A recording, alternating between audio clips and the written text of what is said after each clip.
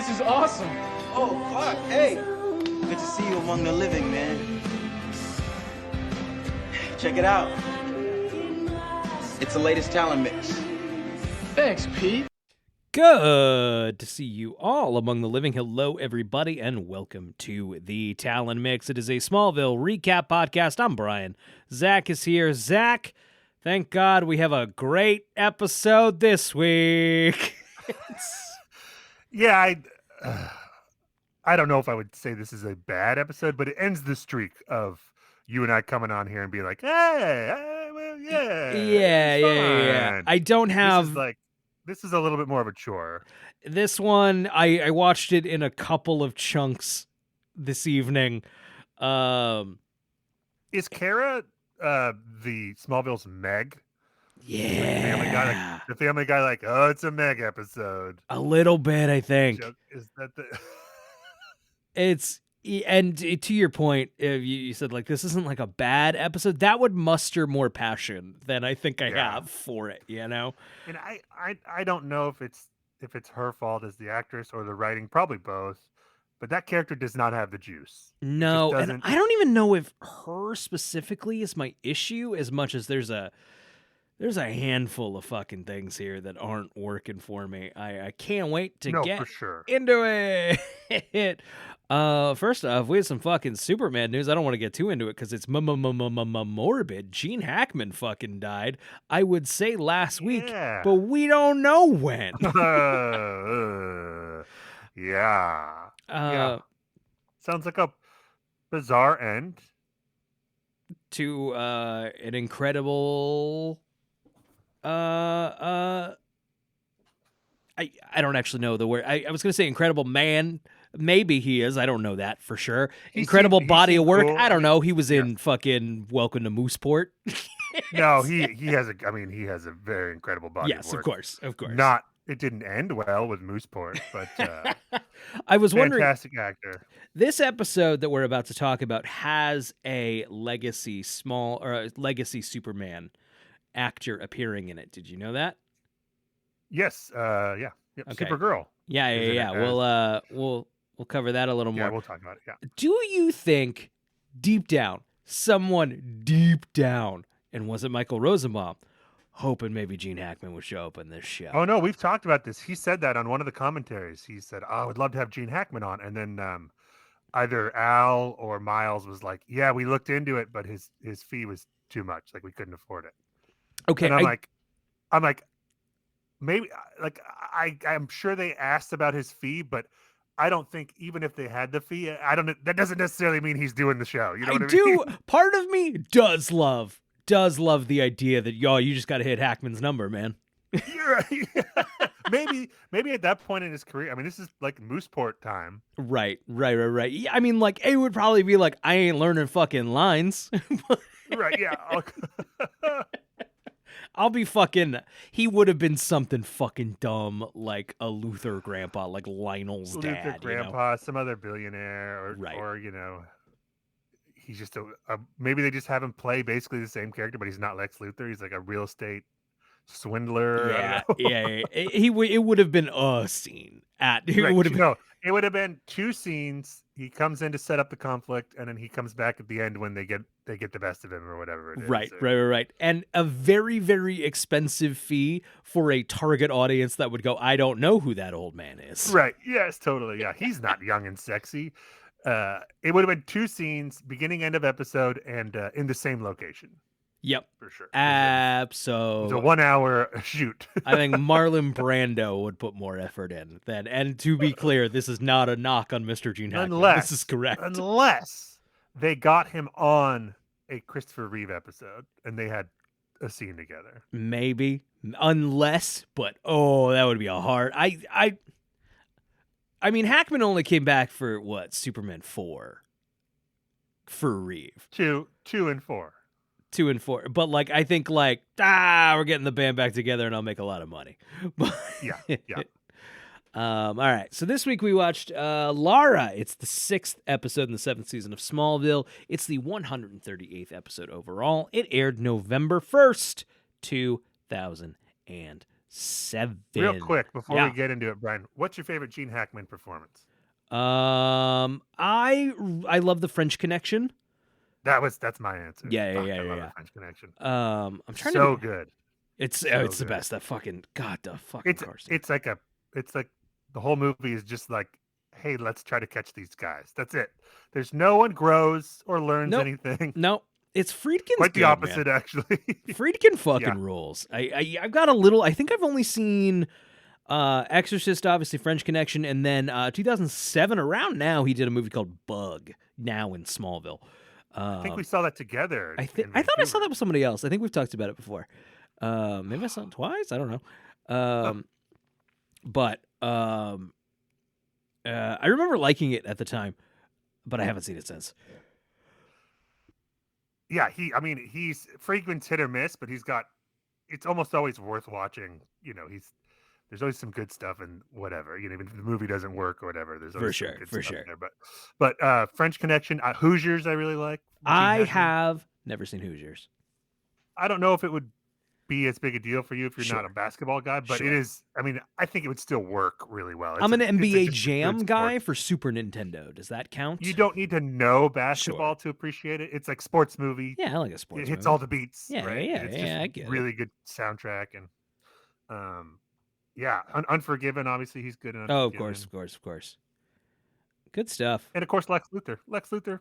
I wouldn't put that as his best, but he's fun. He's fun. I'm glad he's there. I'm not saying it had to be somebody. It should be somebody else.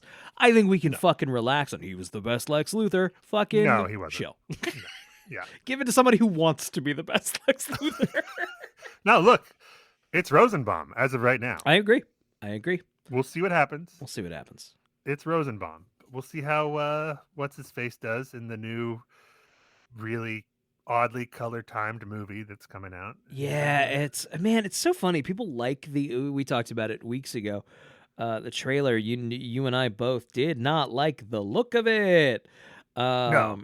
Which granted, okay, I still think it might be really fun. It might be really fun, and people are saying they really like the look, and I'm like, what the fuck are you talking about? No. Actually, no. What are you seeing that I'm willing to say that I don't fucking know shit? But what are you seeing that I'm not seeing? Because it looks bad to me. Yeah. It might be a generational thing. Yeah, I don't know. Just because we grew up watching some stuff that looked a lot different than that, and now that's more the norm. But I don't think it looks good. I don't know. And a lot of like the straw man comes like, oh, what? You're afraid of color in movie? Like where? No, I want more color. Give me real color, not whatever that is. Yeah, light your shit on. It's we've talked about it before, but I like all the colors, not just turquoise or whatever the fuck we're doing. Whatever the fuck we're doing. This Jurassic World's palette. Light your fucking sets. And maybe they did. I don't know. I don't know if that's it in this specific case, but a lot of it is coming down to light your fucking sets. And it might be one of these, if I see it on IMAX in a great projector, it'll look great. I didn't hate on my computer. It doesn't look very good, maybe. And I was nowadays. I didn't think Wicked looked that bad in a theater. Like on IMAX. I thought it looked much better than I've seen like on my TV or on a computer. Yeah. I do feel like with digital, there is a lot more of that where like it really depends on what you're watching it on. Right. Whereas if it was shot on film, I don't see as much of a variance. Right. Oh God, I love film. I fucking love it. But it's really hard. You have to load the camera and it's gone. They're never bringing it back. You got to be Quentin Tarantino. Oh, Nolan's hanging on. I was actually just thinking about fucking Nolan. I was in a Barnes and Noble and they had a nice copy of the Odyssey that I don't know. I read in school. I liked it. Kind of fell, a Dungeons and Dragons kid. Pretty down that fucking right. Yeah. But I was just thinking about how Nolan Damon The Odyssey is in that. I just want to see that movie. That just sounds like a good movie, and you should make that, man. Yeah. Yep. I mean, was that the easiest movie that executive ever greenlit? For real? Like, first of all, Nolan coming off of Oppenheimer, a biopic about a scientist that made $1 billion or whatever. Right. Yes. Like, of course, they're going to be like, you can make whatever you want. But then he said The Odyssey, Matt Damon. They were like, "Oh yeah, here's this blank check." There had to be an element of, oh, thank God. Yeah, totally, yeah. We were gonna give you anything you want, no matter what. Oh, thank God! I know how to sell that. Yeah. Oh wow, are you joking? Are you just fucking with us? Fucking with me right now? There. Once Nolan left, there was a quiet hug among people high with fives, money. just yeah. We can market this. No, we're gonna make all the money. Yes, we're gonna make all the money. This is gonna be fantastic. And I mean, Troy, essentially the same story, or at least part of the same story. Which we may talk about on another podcast someday. Not a great movie. No, it is not. Wolfgang Peterson. Ton of money. Yeah, right. A shit ton of money. The Odyssey is going to be better than that. Almost guaranteed. Yeah. At the bare minimum, we're gonna get better than Troy. Yeah, and it's gonna make a filthy amount of money. Oh, this is a good pivot point, Brian. Not to talk about Smallville because who gives a shit? Who gives a shit? But Nolan is rumored to be possibly in talks with Amazon to make the next James Bond movie, which is something he always wanted to do. Yeah. That is the only outcome of this Amazon Bond situation that would make me happy, because I was so sad when I saw that the producers, the Bond Broccoli family, completely sold off. I think I missed Amazon. this. I missed that this happened. Oh, so they have maintained creative control even as Amazon has come into the picture. Yeah. And earlier this month, they gave it up. Wow. The Broccoli people. So now Amazon is in creative control, and the Broccoli family was the only thing stopping Amazon from doing a bunch of streaming shows and spin-offs and shit. Got it. Oh, that sucks. And so I think that's coming. Ugh, what would you even what the fuck does a Bond show look like? Just fucking. No, it's not. It's not going to be Bond. Bond will be the movies, and it'll be the Money Punny spin-off. The money. Shit. Ew. What's that? I like Money Punny, but or name any Q or fucking yeah, Q Branch. That's the show. Q Branch. Yeah, is the fucking show. The inventors who work at Q Branch. It's a mockumentary like The Office. Oh God. Fucking... Oh God. I mean, Brian, they did a show about Alfred before he met Batman. I know. I would love, we do a Smallville podcast, so there are presumably people who listen to this show that like Smallville or DC Comics in general. There's got to be one, right, who likes that stuff. It's did you watch fucking Alfred? Did you go, I gotta watch Alfred. Pennyworth was the name of the show. It's Gotham wasn't great, the show, but at least that was on Fox. That was a big budget show on a large network. Did anyone watch fucking Moneypenny? Show Pennyworth called Watson, I think. Yeah. It's about Watson. Modern day. I think he's just a doctor, kind of like Dr. House, and Sherlock Holmes isn't in it. So basically what we're doing with that and with Pennyworth is we wrote a pilot that had nothing to do with those things and no one bought it. And then we were like, what if his name was Watson? If it was just fucking just words you recognize. Is this fucking anything? Am I getting an ounce of your fucking attention? Ooh, I'm depressed now. Fingers crossed that they give the reins to Nolan for at least a movie. That'll be cool. That'd be fun. I don't know if that's what I'm interested in seeing Nolan do. I feel like we've been seeing his version of James Bond throughout his filmography. Totally, and that's why I'm not sure if he would do it at this point. I know Spielberg wanted to at one point, but everybody wants to Indiana get their Jones hands instead. on it, probably, right? I doubt he would. Yeah. But yeah, I don't know. I just think we've seen it already. And it was kind of fun when it was Inception, and then it was Tenet, and I wish I hadn't seen it. I mean, if it's between the Odyssey and him doing a Bond movie, I'll take the Odyssey. Obviously. Yeah. Man, I'm looking forward to it. That's just a movie I want to see. Stop selling. I'm buying. Yeah. Don't even show me any footage because it might make me want to see it less. It's just right now. Just right. This is the peak I want to see it. Yeah, dude. Yeah, dude. Because now it could just be anything. It can be the best. Yeah. It can just be the best fucking movie I've ever goddamn seen. I have to go to the back. All right, we are back getting into it. Good news, Zach. The green text on the Smallville wiki to indicate that we are in a flashback is back, so no one here is getting confused. Great. It was so confusing. Green text. During the war on Krypton, Kara is begging her father Zor-El not to send her away. She is very resentful of the 3-year journey toward Earth, especially since everything she knows and loves is on Krypton. He gives her a crystal, which she must protect. It contains instructions for what she must do when she rescues Kal-El. Zor-El stays behind on Krypton after they bid each other goodbye. It seems like she knows that Krypton is not in a good place here, which doesn't make sense as to why she was so shocked when she found out it was destroyed a few episodes ago. This episode, I'm glad we kind of start out with this in this manner, because it really just goes to show this episode don't make no sense. Not to get like that kind of nerdy about it, but like this is none of this fucking works. No, this is all sorts of like retconny type nonsense that we didn't need this. Right. You just didn't need this at all. We're now back in black text. Kara is flying above Washington, D.C. An airplane nearly hits her, but she flies out of the way just in time. I think for 2007 on the CW, I think this wasn't a bad shot. No, it's fine. It's fine. It's fine. No, the thing is, no one was expecting good effects on when you're watching this show in 2007.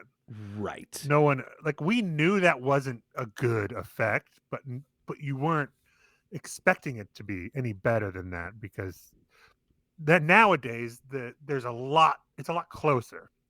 Like, obviously, I still think movies generally have better effects than TV, but it's a lot or at closer. least they should. Right. Yes. Yeah. Oh, gosh. Yeah. Don't get me started. Yeah. But it's much closer now. You can do really good effects for pretty cheap.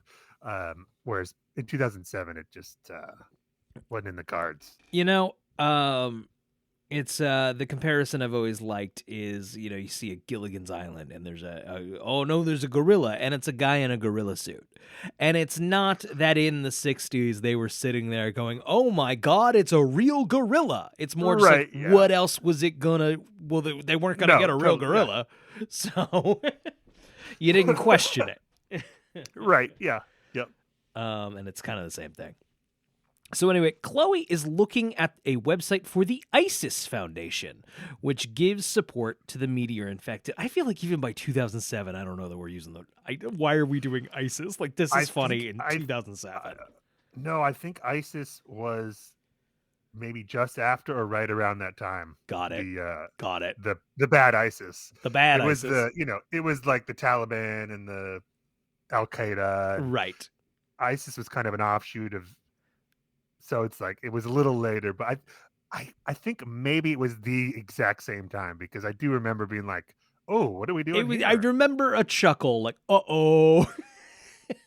ISIS, Islamic State. I'm googling this. Oh, founded April 2013. All right, we're just off then. You've seen the show a handful more times, so maybe that's true. It might have been one of the rewatches where I was like, "What are they doing?" And then I just made something up in my brain, because human memory is fallible. Well, to be fair, we were in that conflict for like 2 decades, so right. Yeah, it all gets a little fucking blurry. Sue me. Literally from when we were in high school until a couple years ago. Right. Okay, so Clark super speeds in and Chloe tells him that an airline pilot, Yes. No, I was correct. Clark super speeds in, and Chloe tells him that an airline pilot reported a near miss with an object that was most likely Kara. Clark is worried that Kara might hurt someone or reveal the Kent family secret. Jimmy Olsen meets up with Clark and Chloe, and Clark begs Jimmy to tell him everything he knows about Kara. Jimmy reveals that Kara asked to see Lois's video of the spaceship. He managed to get a partial image of equipment that pointed to the government. Clark comes to the realization that the government might have the crystal, and Kara will do anything to get it back. And this scene was as boring to watch as it was to read here. Yeah, I have a couple notes, which is the airline pilot described seeing a red-blue blur, which is what the newspaper will refer to Clark when he's basically Superman for a while. First they call him the red-blue blur, then they call him the blur before he becomes Superman in the end, because he always wears red and blue. And then I thought it was funny in the scene that he's like, Jimmy, you got to tell me what you know about Kara. And Jimmy's like, sorry, here. He tells him everything. And then he's like, okay, thanks, Jimmy. And he steps 2 feet away with Chloe and is like whispering to her about, like, like, if I was Jimmy, I'd be like, fuck you, man. Yeah, right. I'm right here. We're not talking to you, Jimmy. Real Jimmy. We're not talking to you, real Jimmy. Is he a robot? Is that what's going on? That would have been better than what they did. Right? What the fuck could it be? Clark visits Lionel in his office to get information about an underground government lab he found beneath the silo in Granville.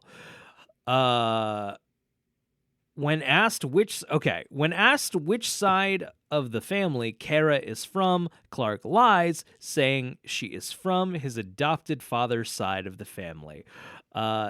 It's a good lie. It's a good little bit. It's a great scene. Yeah, the wiki's not doing it justice, right? Because, well, first of all, Clark, when he sees Lionel, they share a hug.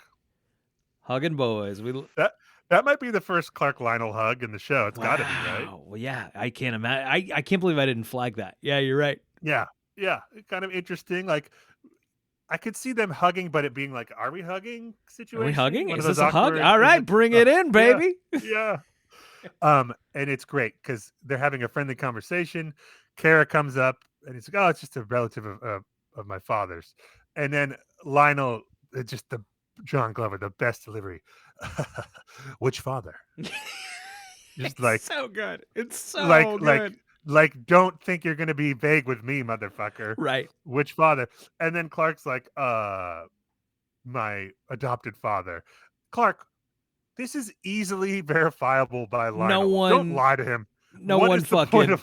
Yeah, right. I don't even think the show needed that. I think you could have just left it at like which father, and then just like Yeah, because Lionel can go, okay, let me call one person and see if Jonathan Kent had a niece or whatever the fuck. Right. Right. Like, obviously. Lionel's gonna get to the bottom of this, and he already knows you're Superman. He knows you're alien from another planet. Just Lionel's in the circle at this point. Okay? Right? Yeah. Just what's the point? I mean, he's hugged. You hugged. Right. Oh shit. So Lionel then says that the lab belongs to the Department of Domestic Security. Speaking of just that era, I don't think that's what that's called. It's like Homeland Security. It's a made up. He also tells Clark about Starhawk, a program which watches for threats from the stars. They came to Smallville after the second meteor shower and were about to leave since they found no conclusive evidence of an alien threat. I do love that Lionel says something to the effect of like, I didn't tell you because you had enough to worry about. And like, oh, is that why? Not because... Yeah, not because you're Lionel and you don't tell it anything you don't have to. Or because this was not a thing in which to write about. Just retcon. This episode is like... I didn't tell you about it because the writers didn't come up with it until that wasn't a thing yet. So... It was, we did.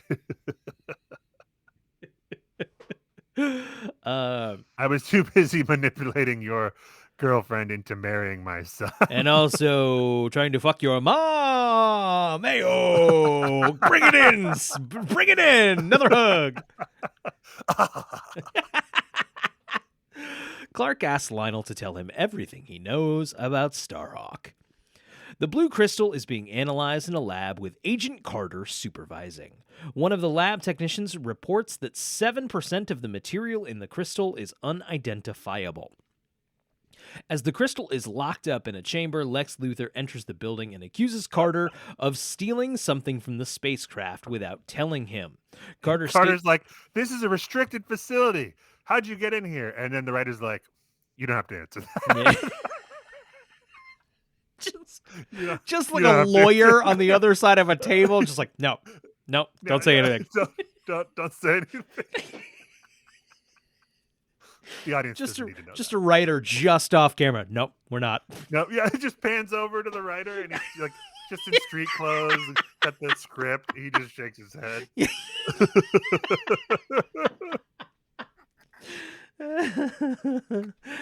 Carter states the information is classified, but Lex doesn't care. He says he will eventually find out what Carter is hiding. After Lex leaves, Carter and his scientists continue examining the crystal. It's funny watching it. I was like, oh, yeah, they're just going to let some billionaire wander into a secret government program. Oh, wait. Mm-hmm. Never mind. Mm-hmm. Reality is caught up to Smallville. Yep. In Washington, D.C., Kara is using her super hearing to listen for discussion about the crystal. She hears one of the technicians from Carter's lab talking about working in the lab. Using her sex appeal, she pulls him aside to ask him questions about his work. Let me say something, Brian, and I think you'll back me up. As two guys who are or have been dorks, mm-hmm. and in our youth, when we were this guy's age, struggled with the ladies, with the confidence, with all Deeply. those things. If at that point someone who looked like Kara Kent came up to me and was overly flirty with me, I would not have fallen for it. I would have immediately been like, what's the deal? No. I would have, even if she genuinely wanted to sleep with me, I would have ruined it. No, just because like, no. I would have been so self-aware. I know my general standing here among the available mating partners, and I know I ain't number one. Yeah, I know my vibe, lady. Is this some kind of practical joke? Is this Jamie Kennedy gonna hop out? Yeah, right. Oh, yeah. Here? No, you happen to pick the guy in this bar who happens to know a lot about the X-Men. Yeah, I don't think so. Yeah. I'm security at superhero prison. Yeah. And you just happen to want to bang me? No. I'm not. No. So even though he is forbidden to share any information with her, he begins to fall for her and tells her that a crystal was found, and he gives up so fucking fast. She bats her fucking eyelashes at him, and she's like, all right, here's the literal location. Nah. That's the thing. Like, even if I accepted that at that point in life, that she was into me, I would have been too overwhelmed to do anything about it. Right. I would have been like, I cannot stand up. I have to sit here. Yeah. I'll meet you outside in about 15 minutes. If I don't get scared and run away. Yeah, you're like hiding under the table or something. Don't look at me, please.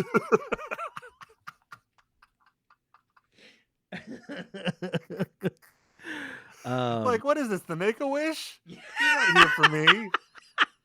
Am I dying? Are you here to tell me that I have cancer? Okay, so even though he is forbidden to share any information with her, he begins to fall for it, tells her that a crystal was found on the ship, and is being studied at the lab. When he turns around for a few seconds, Kara is gone. There's a whole thing here. We're really jumping over, like, she's a full, like, he's now got the balls, and it's coming for him. let's go to my apartment. And she's like, no, aliens are hot. Tell me about aliens. Yeah. It's like, if you didn't know before then, that would have been the tip off, right? Right. You know, it would be hot before I went to have sex with you is if you gave me all this secret information. Come on, bud. Is it Come not on. enough in this? Is the whole like is Russian spies not enough in the zeitgeist? Like the Americans is a decade away from being from coming out, so I guess no one's thinking about it. I've never seen the Americans. It doesn't even have to be secret a government alien program. If someone was like, tell me your password for your work account or something, I don't know, like your library, give me your library card before we have sex. I'd be like, no, we're not making deals. No. I'm Before- sorry. Is this a transaction to you? Right, yeah, exactly. And if it is, then we have to be upfront about it. Before okay? before I give you my sweetness. That's an SNL bit I have stuck in my head.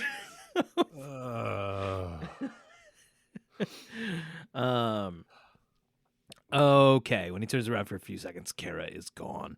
Kara is walking through the hallways of the lab. She has stolen the technician's wallet and is using his card to enter secure doorways. When she gets to the room where the crystal was held, she smashes open the chamber and discovers the crystal is gone. Oh boy, the next scene is all kinds of riveting. Zachary, buckle the fuck in. Okay, yep, hold on, buckled. Click. Oh, Chloe enters the building for the ISIS Foundation, and to her surprise is greeted by Lana. Lana is the Meg. Lana's the Meg. Lana's of the the Meg. show. This show has multiple Megs. It's in the season awards moving forward, we have to determine who the Meg is. The Meg of the year. The Meg of the year. Man, Lana's like 5 times running. She had an MVP and then just a bunch of Megs. I know, but she's about to go, so it's going to be that throne is open. Yeah, that's true, yeah. Oh, God, she has an office now for her fucking shitty stories. She's gone corporate with her fucking shitty stories. It's like that big like storage unit in Ghostbusters. We're trying to get all the shitty stories in one place to give her an office. Just like sequester them all there.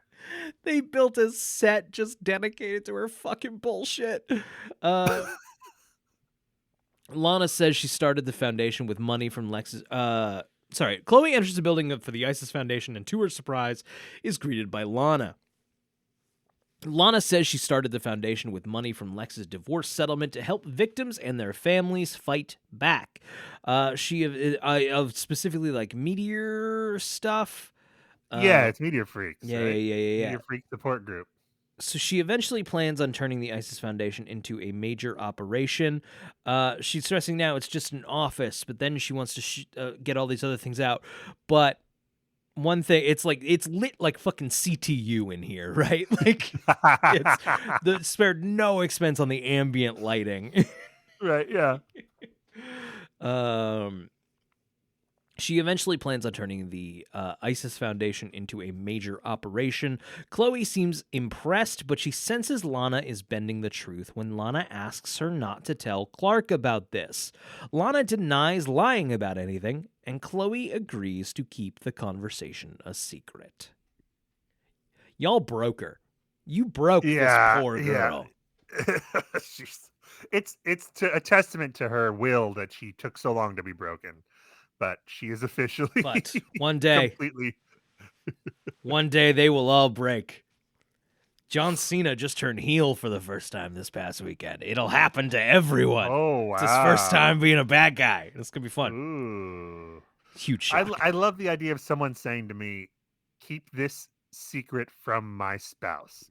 And like, you can't say that without it being like, that's probably not the move. That's probably not the move. Like, unless it's like this birthday present, keep it a secret from them.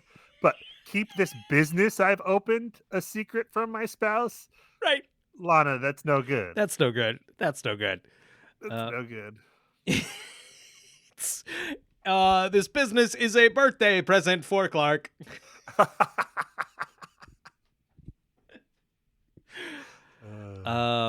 This is about all we get of this. And then I think this is the last time we see Lana till the end of the episode because there's still nothing for her to do. Do you think at the start of every single year at the start of the year, it's like, and what are we doing with Lana? Every year they're like, I think we nailed it. I think we got it. I think we got it this year. It's going to happen. Because she's got to like go eventually, right? I don't fucking know. Yeah. I think they mistakenly thought she was one of the core. Like, I don't think they thought they could do the show without her. Right. And they could, and they should have. They frequently have. Yeah. Okay. Kara finds the lab technician again, demanding to know the real location of the crystal. Clark shows up behind Kara and tells her to let the technician go and to give him back his wallet. He pulls her aside, wanting to know if she was looking for the crystal, but she refuses to tell him anything. Kara is upset because the crystal is her last tie to Krypton, and she thinks Clark doesn't care at all. She tells... I mean, you and I don't care at all, but... I truly don't. I cannot get it up for this at all, brother. I cared more about the beauty pageant. Yeah, you ain't kidding. You ain't wrong, man. Okay, she tells Clark to get out of her life, making it very clear to Clark that she is not fond of him. When Clark tries to stop her from leaving, she pushes him away and flies through the ceiling. She pushes him like 30 feet across the room. But...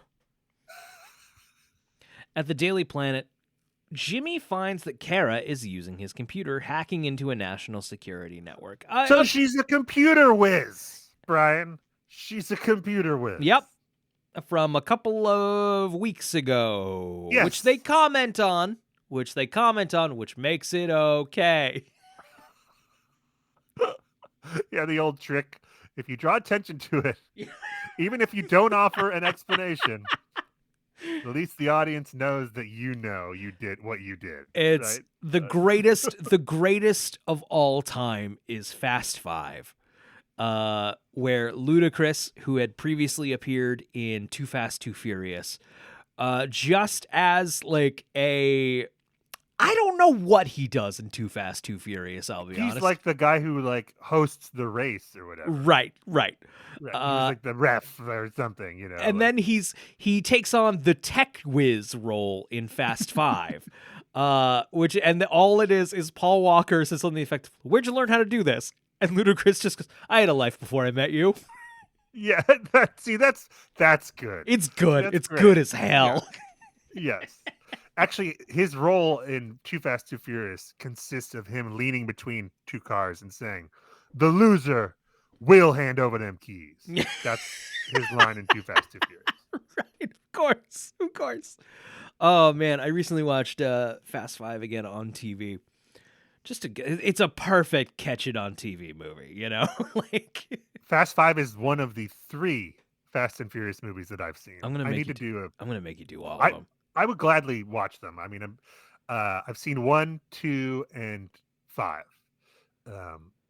I was trying to do a rewatch when they were all on like Peacock or something, but for some reason on my streaming thing, the sound was off. Oh, so I could not. I was like, I can't do this. It was off by like a second. Oh so no, like, yeah, that's fucking unwatchable. That's I got like a half hour into the third one, and I was like, this seems like fun, but I can't. Yeah. So I'll do it. I'll do it someday. Hell yeah. We'll find a good excuse. I love those movies. They're so fucking dumb. They're so fucking. They've gone off the deep end. They can't possibly recover from here. It's over. But also, like, I don't know. I'm there, so they fucking burn it. Yeah. I'm in too deep. Until Vin Diesel dies is what. Pretty much. Or until they stop making money, you know. Right. So, at the Daily Planet, Jimmy finds that Kara is using his computer hacking into a national security network here. The line actually is reasonably funny. Kara is like, "Hope you don't mind him using your computer." Jimmy says, "As long as you're not like hacking into the National Security Agency." To which he then leans over and says, like, "That's exactly what you're doing." It was Yeah, alright. I cool. didn't On mind my it. computer. Love that. She is looking for people who have entered the lab and might have stolen the crystal from it. Her search brings. I love that, like Chloe. They can't get Chloe to do it, so she just has to be a computer whiz now. yeah. Can we ask Chloe? No, she's my ex-girlfriend. It would be awkward. Okay, I guess I'm a computer expert. Hey. I guess I am. Hey, how'd you get to be a computer expert? The writer is shaking his head again. Like, Yeah, he's just off screen. don't answer it. Shakes his head, yeah.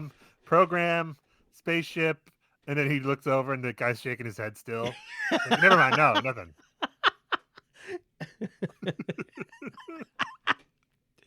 Her search brings up LX Dynamics, a Luthor Corp defense contractor. As Jimmy finds a file, Kara super speeds away.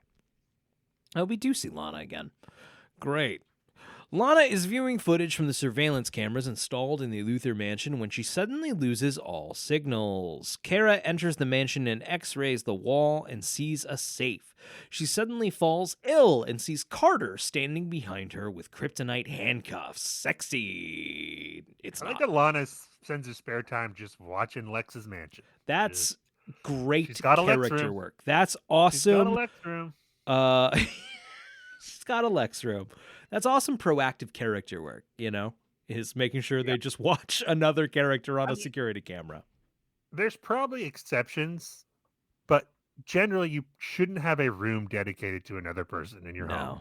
No, it's like not. Maybe a celebrity or something, like if you're a collector, I don't know. But even maybe. then, that isn't like, I mean, It's weird. It's less weird than like a 15-year-old boy room, but Right.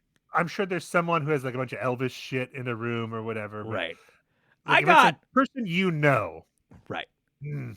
I got a lot of, in the room you see me in currently, there's a lot of random Teenage Mutant Ninja Turtle memorabilia scattered around, and very few people have come in here and gone, cool. Right. And I think they would be less likely to say that if they were the Ninja Turtles. Yes. They'd be like, what the fuck is all this shit? Our life is really hard, right? We live in a fucking sewer. It's fucking Why cool are you as shit? Fuck. Such a big fan, guys. Amazing. Hey, boys, my Ninja Turtle friends, please step over through this door. Ha ha! Got you in the vault. No, Donald Trump isn't here. Hey, no, yeah, it'd be, what's the Raphael? Hey, let me out of here. No. Yeah, man, come on. I'm just going to trap you in this episode of this podcast where you role play Ninja Turtles at me. That's all this was. That's all this Leonardo was building towards. Just the normal voice. Right, of course. Leonardo's like the dork. I'm going to host the rest of this not podcast. Not the dork, like Leonardo. the Boy Scout. Right. Okay. After seeing how meteor rocks disable her ship, he figured it might do the same to the passenger. Lex enters the room and Carter pulls out a gun, accusing him of working with Kara and stealing his property. Lex wonders what he did to Kara. Carter shoots Lex with a tranquilizer gun and leads Kara away. Lana gets back the feed from her surveillance cameras and calls Clark to tell him Kara was there. Carter, couldn't you just have given him a concussion? We would have appreciated it. That would have been more. great. That would have been something. We just shoot him with a dart. Such a waste. Lame. Okay, Clark enters Lex's mansion where Lex is making a phone call to get Carter fired. He is demanding to know where Kara is. Lex tells him she was just arrested by the Department of Domestic Security and has been taken to a lab in Virginia, where I live. Oh, that's it. What's in Virginia? The CIA. And Brian. Two equally interesting things. I can't remember what transpires, but I remember enjoying the Lex Clark interaction. We've talked about it before, but aside from Lionel and Lex, maybe, or Lionel and anyone, the strongest dynamic on the show is Lex Clark. Always, yes, very much so. And the problem with making them hate each other the last couple seasons is that it means they have very few scenes together. So Wasn't worth it. Wasn't worth Ev- pulling the trigger yet. No, even though it doesn't make a lot of sense and it's kind of unnatural, I'm glad we've pivoted back to at least we're on talking terms. Yeah. Right, it Absolutely. doesn't make sense because he did a fake pregnancy with your girlfriend, and it was like he's killed people. No, this but should be irreversible damage. right, totally. But they are like on like we don't trust each other, but we're still going to interact level now, which I prefer. Yes. It's I can handle the not making sense to just making it happen. This is like we had a divorce and we had a few years with like a nasty custody battle. We weren't talking. Now it's like everything's settled. It's a few years later, and like we're cordial when we see each other. Right. It is But amazing though we that's also- happened in the span of a couple of weeks. Right. We also still might have a little jab at each other once in a while, Right, but of we're not like course. out and out being like, I fucking hate you. Right. Because that's not getting anywhere. Right. Because that's I'll not show- going to I'll get give you my Kara out of comic this collection. chair. I will show you my comic collection if it helps solve a possible murder. Right. You know, like Right. But I haven't read them in a very long time since we were No, friends, and I want you to know no. that. No, but I keep them right here. Right. In a I haven't moved them. fucking liar. Kara is restrained on a table in a lab in deep pain from the kryptonite surrounding her. She keeps insisting she is human, but Carter wonders how she smashed into an impenetrable vault. Prior to capturing her, he spoke with the lab tech she tried to seduce. Using technology developed at Summerholt, Carter is able to force people to relive their memories by injecting the meteor rock straight into their veins. Oh God! I love we bringing Summerholt back. I know, right? I don't even remember what Summerholt is. Summerholt was the experiments they were doing in season 3 to try to get Lex's memories back. Oh, sure. And then they got Clark in that thing, and Did we I just really love maybe the, think like- this was the end? they're like, we did this before, right? Yeah, Summerholt. Just throw that name out. It's fine. Yeah, I think that's another, like, maybe this was going to be the last season in some.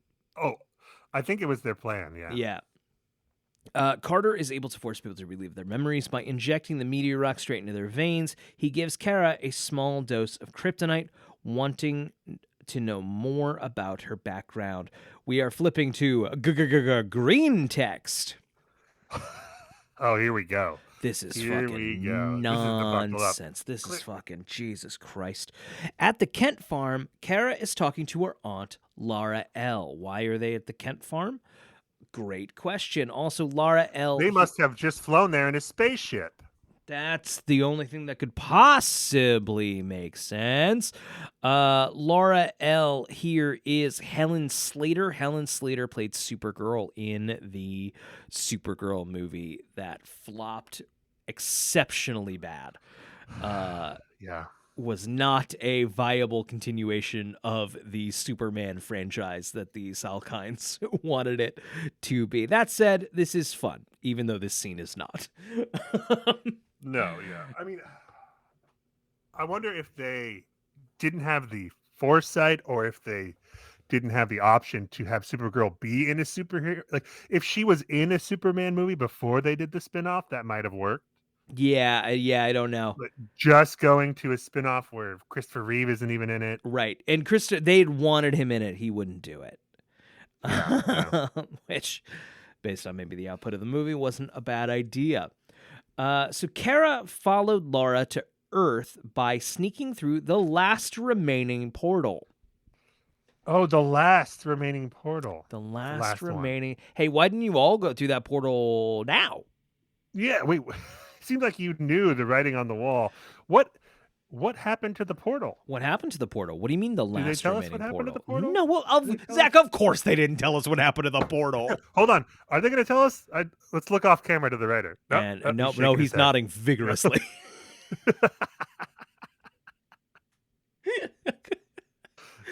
No, the only other portal is through the fucking Phantom Zone where the assistant has to go. I thought I was sending you through the portal. You know I wouldn't send you to the Phantom Zone. Now, Come on, baby. I do You think know you're my number one. I just need this bitch to blow up on the planet. That's not what I heard. I heard you have a spaceship. Nope. And you're going to send your son in it. And there's plenty of room for more people. No. Who told you that? Who told you that bullshit? Okay, so Lara says she wants to see where her son may grow up. Kara congratulates her on getting pregnant since she and Jor-El have wanted a child for a while. Lara is worried that Krypton may never see the end of the war. Okay, so we've established here that This is the problem. Yeah. She's looking at this place because she thinks there's a decent enough chance that she's gonna have to send her baby here to be raised by someone else. So why don't him right now and hang out there until it blows over or whatever. Right. I don't understand why we're not getting that fucking talent apartment. Yeah, exactly. The portals, it's easy. Just come on. It's a portal. What's the fuck is the portal? Like it seems like the plan was for both her and Jor-El to die and have someone else raise their kid. Couldn't the plan have been one of us at least is with him? Right. What's, Jor-El, they have he's a scientist who's right. Also, wouldn't Kara have had powers when they went through the portal and learned all that? You son of a bitch, you're right. You son of a bitch, you're right. So she would be used to having the power. Maybe she is, and they just don't. So what the fuck? No, because she's all confused by them. Yeah. And it was just an afternoon. I guess she would have heard all the sounds and stuff, and unless they, oh god, this is a mess. They shouldn't have done this, man. Okay, so Lara is worried that Krypton may never see the end of the war, despite the chance that Jor-El's brain interactive construct, that's of course Brainiac, would save them. According to Lara, Jor-El chose the Kents to raise their child when he visited Earth many years ago because he was impressed by their capacity to love. That sucks so bad. This whole thing sucks so bad. We picked out the Kents. But that is a previous episode. Yes, right? You're right. It is. But I just love that Jor-El's like, oh yeah, their capacity to love.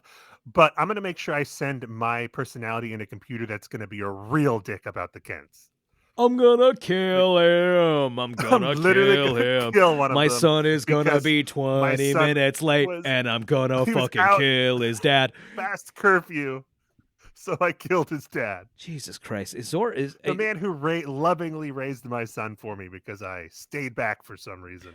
So what I'm saying is we've been positioning Kara's dad Zor-El as the bad guy. Let's hear him the fuck out.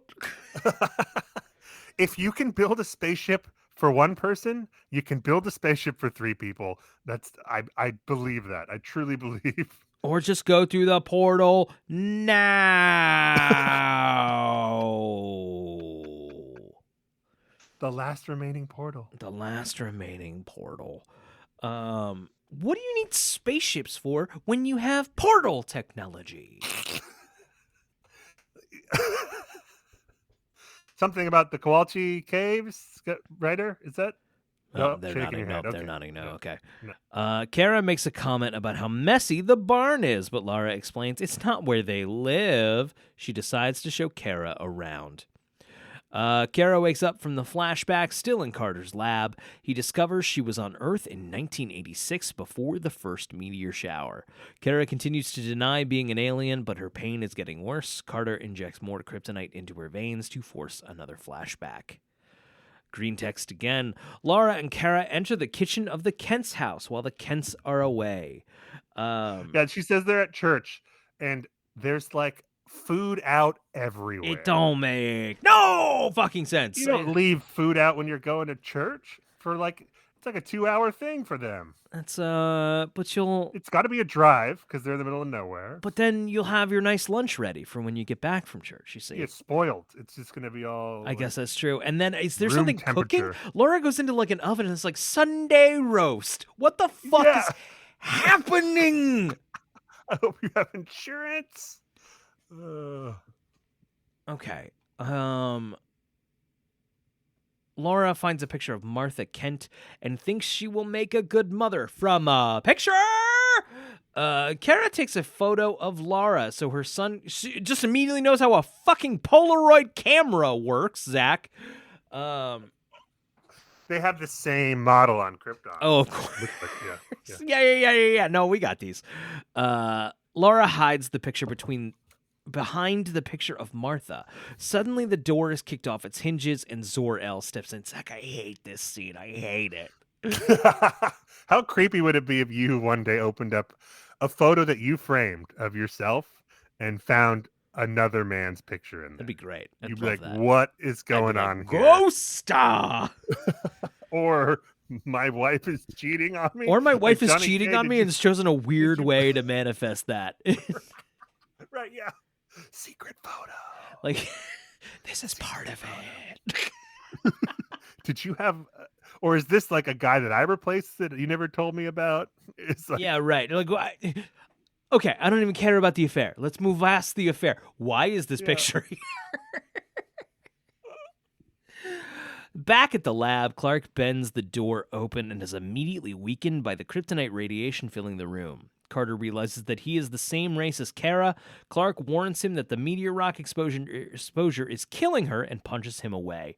Clark is able to remove the IV from Kara's arm, but he sees the same flashback Kara is seeing when he tries to disconnect the rest of the equipment. how many times are you going to do this, Clark? How many times are you going to barge into a room where you know there's a villain without checking if there's meteor rocks first? Yeah, It's you gotta stop doing that, you've big done guy. it so many times. It's you gotta Walk around slowly, look around, It's because your whole shit goes to fucking dog shit. All the stuff you're good at. You aren't good at a Yeah. lot of stuff when you're around Krypton. No, it's all related to that green meteor rock. Yeah, so. But sometimes it doesn't affect you as much as other times, and you can pull an IV out I was and gonna see say that. this is a pretty low key one for him. Yeah. It's sometimes Small- a lot worse. Small concentration. Yeah, weird. Does the writer know why? Then no, not a no. Okay. No, he said, "Don't even look at me. He said, don't even pan over to me right now." No, we see you. We see you behind the. Okay. All right. We'll move on. But we got you there. He literally just turned his back on us. He's facing away. My toddler does the same thing. Zor-El is yelling at Kara because she left Kandor and tells her to wait outside. Alone with Lara, Zor-El tells her that they could rule the planet Earth with strength as a family. Lara, Kandor. Okay, this is before Kandor is in a bottle, I'm assuming. I guess so. Yes, Kandor, of course. So it was just a city at this point. That It sounds like. Yeah, that'd also be my guess. Okay, so his family. Lara backs away, telling Zor-El that she is pregnant with Jor-El's child. Meanwhile, Kara is watching from outside. Zor-El claims he tried to kill Jor-El because Jor-El stole Lara from him, ruining his life. It is revealed that he stored Lara's DNA inside a crystal. He continues to try to seduce Lara until Kara stops him. Enraged, he erases Kara's memory of that day with another crystal. I missed that bit. Oh no, Brian. You know what that means. We got a memory loss, baby. Let's go to the board. That I forgot. That's not what I was hinting at, but thank you for noticing that. I didn't notice that. Yeah. What I was you know what it means that Clark's mom's DNA is on something. You know what that means. I don't know what that means. You know what that means. What does that mean? She's gonna come back to life. I hate this fucking meet show. Clark. I hate this show. I hate this fucking TV show.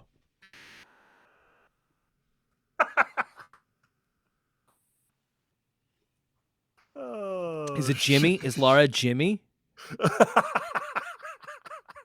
That would have been better. That would have been better than what they do. Oh. It's not necessarily more ridiculous what they end up doing. It's just lamer. It's Yeah. just think of the lamest thing. Got it. And you might get it. Oh God, now I have a guess. Okay, at Clark's house, Kara and Clark find the picture of Martha with the picture of Lara hidden beneath it, proving that everything they saw really happened. Kara comes to terms with the fact that her father was not the godlike hero she thought he was. Kara tells her that he is not defined by her parents and must now shape her own destiny. She apologizes for being so obsessed with the crystal, putting them both in danger and saying things she didn't mean. Clark hopes he can see Lara again someday. Oh, well, there's DNA. Good news. Because that's Lex how... could make a clone of her, apparently, if you want. Great. Yeah, right. Oh, God, the fucking clones. Ugh! We've already introduced clones, like, in an offhanded, just barely mentioned. Chekhov's offhanded clones. You know what they say. Yeah. By the way, we can clone in this show now. Don't worry about it. Yeah. Lionel visits Lex and criticizes him for being fascinated with the new girl in town, Kara Kent. He thinks Lex should give up his obsession with Clark and everyone associated with him.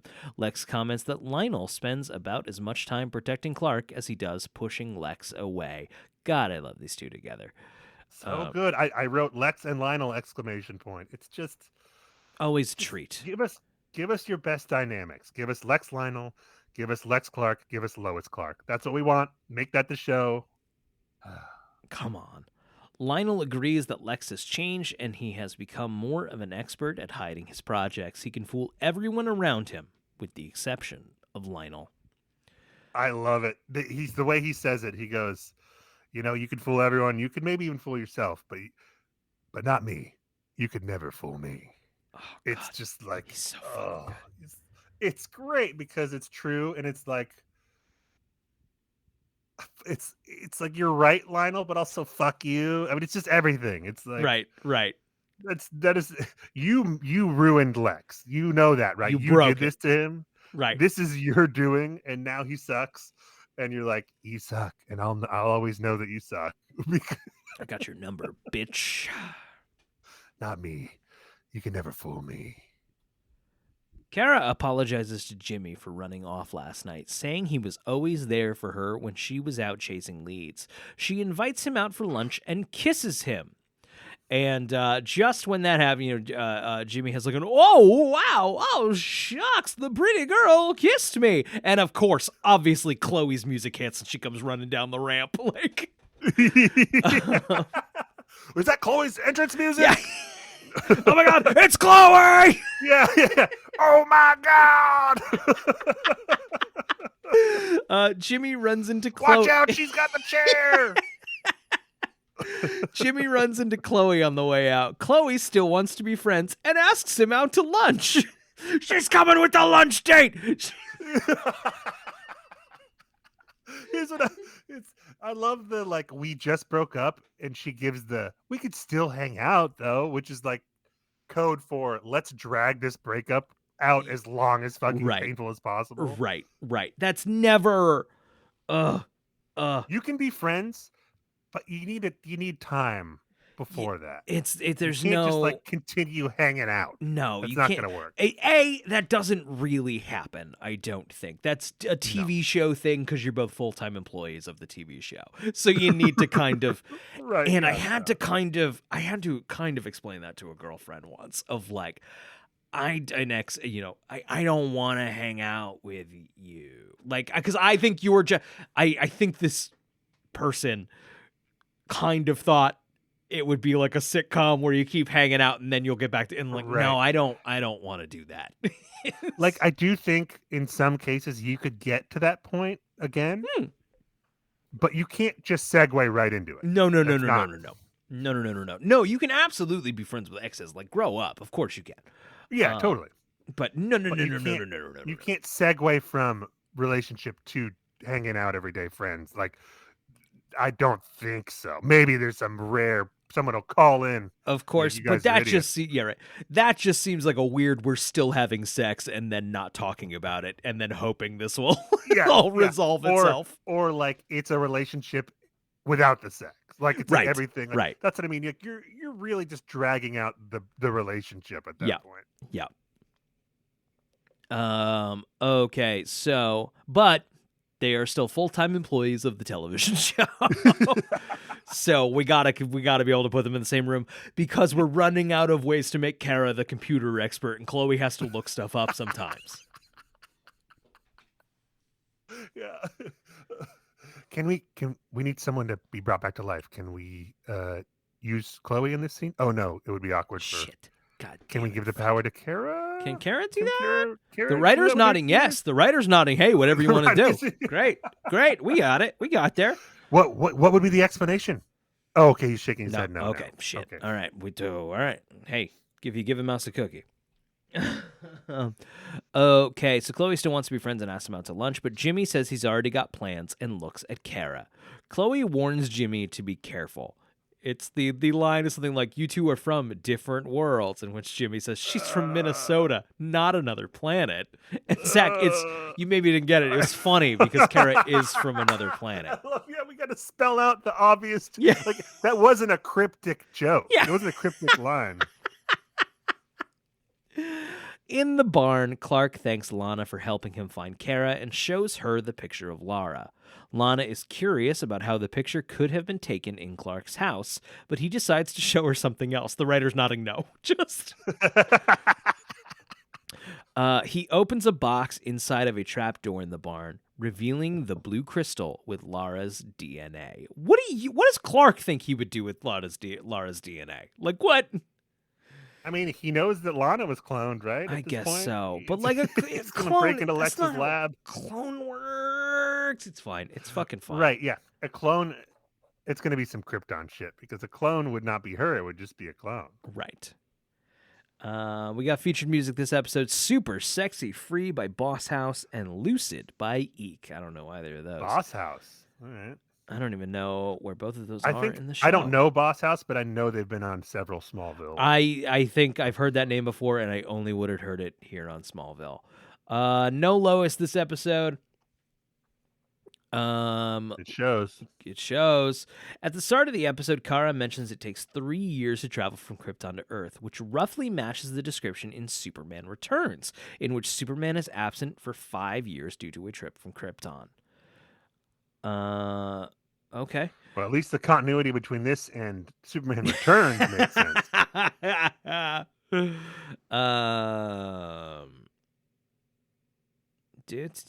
From the discussion with Lara during Kara's flashback, it seems that Kara is the one who suggested the name Kal-El for her as of yet unborn child. Yeah, it seems okay. God, none of this is interesting. This episode marks the first time in the series Krypton is fully seen. That's something. Zor-El is the 37th DC Comics character adapted into the series. Kara's crystal is composed of 7% unknown material. The same is true of kryptonite in Superman 3. Great. Yeah, shit. That's it. This episode is nothing, brother. We had fun with the writer, though, didn't we? Oh, no, he's shaking his head. He's okay. Well, yeah. Shit. Okay. All right. Fuck. All right. All right. I guess that's it for us this week. It wasn't that bad, but also it is bad, and it's an awkwardly fitting piece that. And it don't make no sense across the board. A lot of unnecessary, unforced error, retcon bullshit. Yeah. But oh well, so it goes. Hopefully, I have not been. This season has not been as dire as I thought it was going to be, and so far it could still get out of this without being the worst season of the show. Yeah. It's doing okay. Even this is the first two were lows. Then we had a string of I don't know, I'm kind of having fun with these. Now I put this in rocky territory. I would call this turbulent. Yes. I think we're going to get some rocky ones for a little bit, and then it's going to get strong again, if I remember correctly, but who knows? Interesting. Interesting. All right, that's it for us. Thank you for listening. Hey, I got a newsletter. I haven't updated it in a couple of weeks, but I'll get around to it. I'm busy. It's called Dirtbag Nostalgia. You can find it at dirtbagnostalgia.substack.com. Strong recommend from Thank Zach. you, buddy. Strong recommend. Hey, Zach, do you have a question for the Smallville gods? Yeah, I want to know, are Brian and I going to continue to use this imaginary writer as a bit until we stop laughing about it? Good night, everybody. Oh, the writer's even nodding. Oh, wow. Too. Wow. And now they're just, they've left. Okay. Okay. Next week. Yeah, we'll see you next week. All right.